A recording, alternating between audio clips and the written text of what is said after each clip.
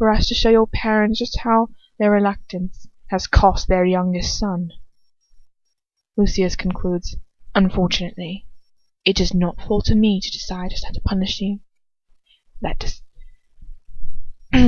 decision falls to your guards, but I am pleased to say that I trust them to come up with something suitable. I look up at Ron's face, freeze with fear as Lucius turns to Avery. He's all yours, Lucius says curtly before he walks over to me. My stomach fills with ice, but he just circles me, standing behind me. I don't know how far away he is, or how close. I grip tighter on Ron's hand. Don't worry about me, Ron says quiet. Ron whispers, I'll be alright. Avery's face twists to a small, cold smile. He walks over to the door, which swings open as he flicks his wand at it. We're ready for you now, he says quietly, as he comes back into the room, as he followed by two struggling figures. One is Bellatrix, her face lit up and enjoying the challenge as she drags the other person into the room. The person she pulls along with her is small, and appears to be the source of the struggle. Ron's grip on my hand tightens so much it feels like he's going to crush my fingers.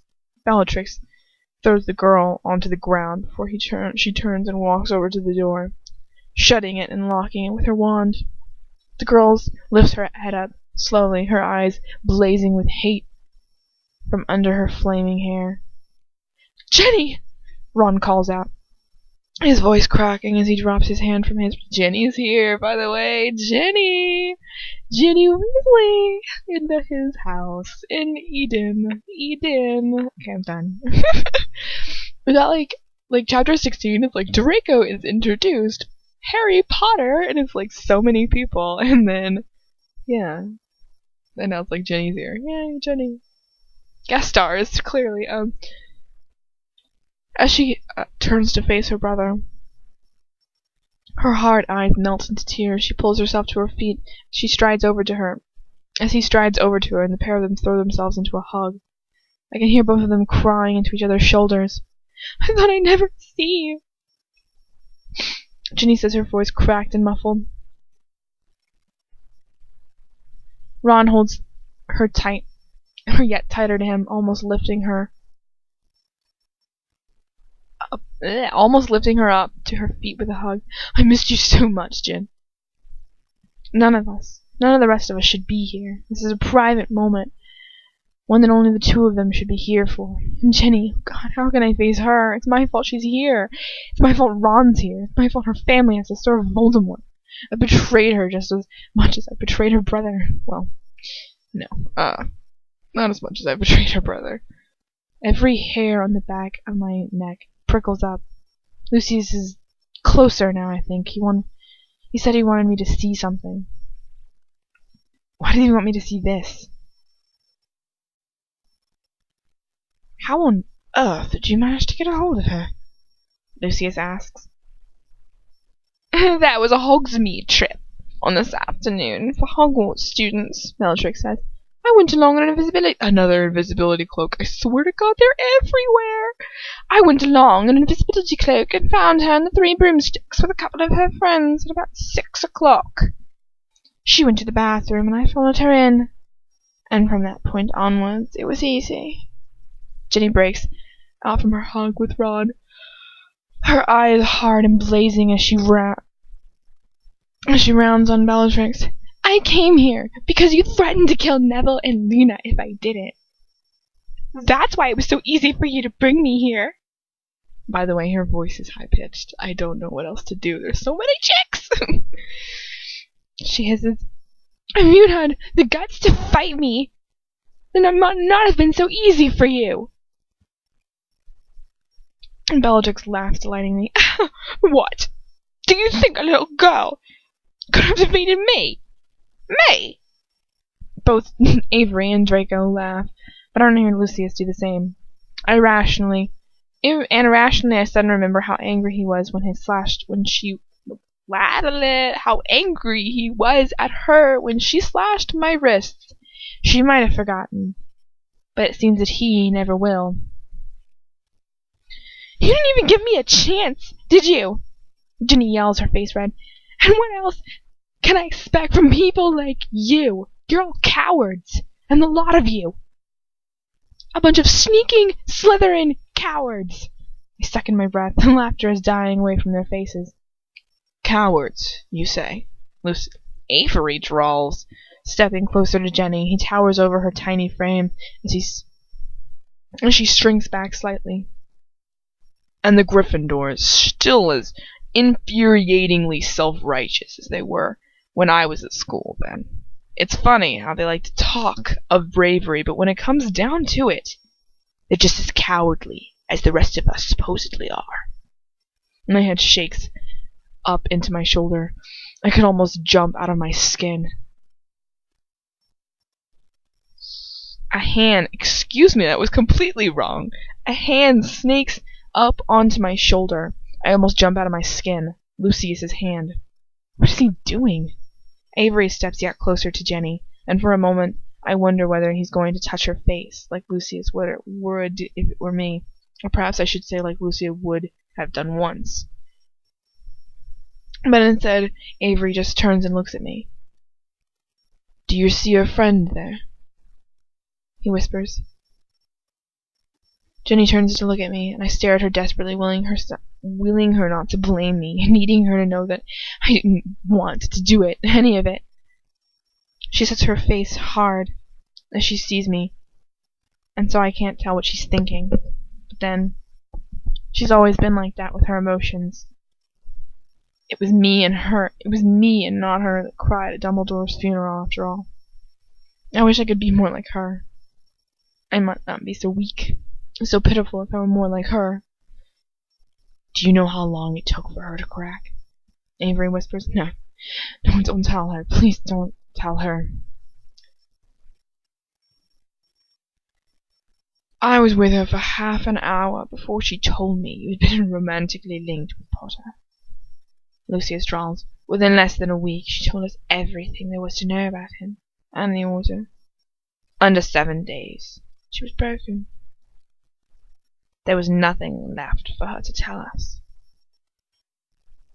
I close my eyes, shielding myself from the gloating smiles of Bellatrix and Draco, from the cold stare of Avery, and the accusatory glare I think I see coming from Jenny. But Lucius's voice continues on mercilessly. It was her fault that your house was raided, Guinevere. It was her fault that your brother was captured. She didn't want to do it, believe me. She tried her hardest to resist my will, but in the end, she proved that Gryffindor's noble values are meaningless when they really matter. And though his words caused me pain beyond imagination, there is one word he used that burns into my mind. Genevera. He called her. He can call her by name. A girl he barely knows, but he can't call me by name. Would things have been different if it had been Jenny who was captured instead of me? Would she have cracked as easily as I have? Or would she have been strong? If Lucius had been Ginny's guard, would he have hated her as much as he hates me? Or would her pureblood status have protected her in some way?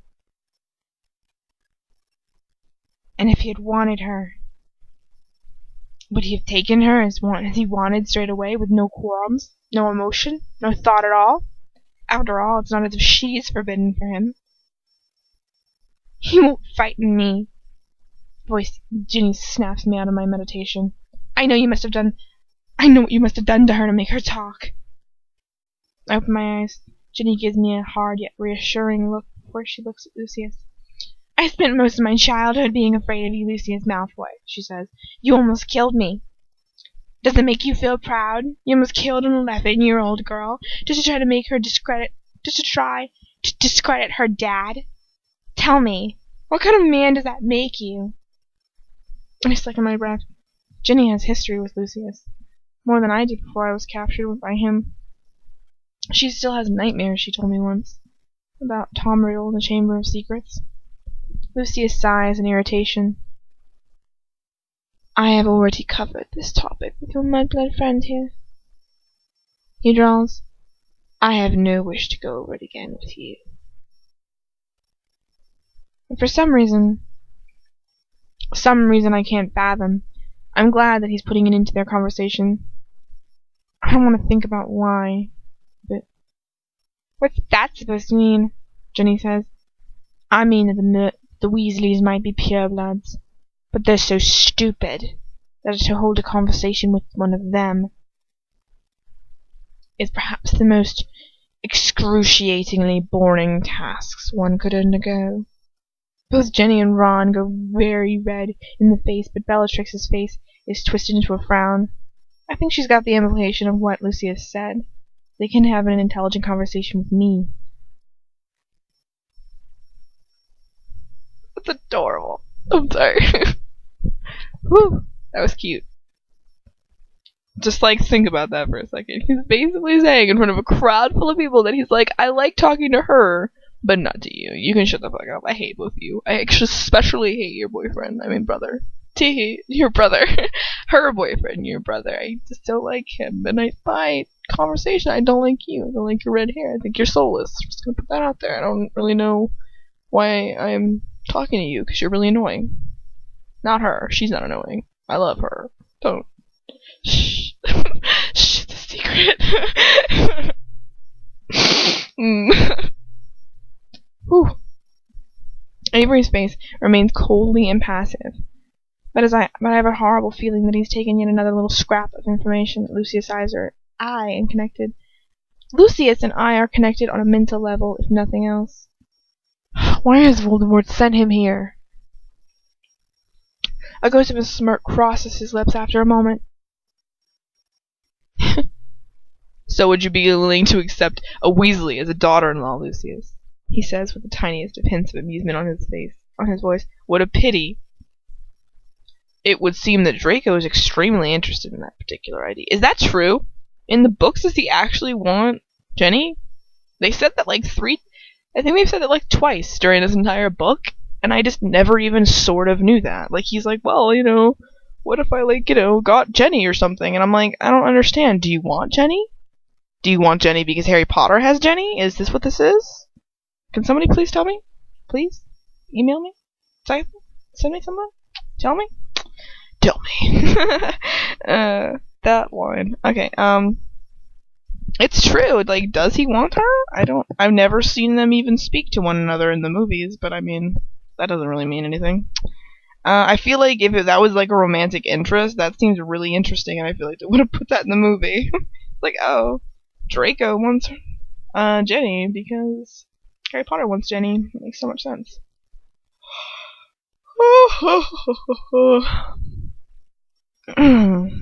Is everybody excited? It gets really cool. This part, right? That's coming up right now? Oh, no, don't do that. Okay. My throat hurts. I'm recording. I recorded all of 27 in one take. And I was just I'm just gonna do all of them in one take. I have no soul. And split it up later. The other one was 32 minutes. And I'm oh my god, that sucks so much dick. It is gonna be so much trouble. Don't do that. No, what are you doing? Okay, just any guesses right now. Put in the comments below. At this point, what do you think is gonna happen?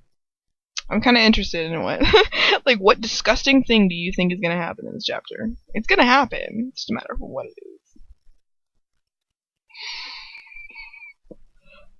So yeah, in the comments in this video, do that. Watch there be no comments ever. It's thank guys, I feel so loved. Okay. Looks like Draco would be extremely interested in that idea.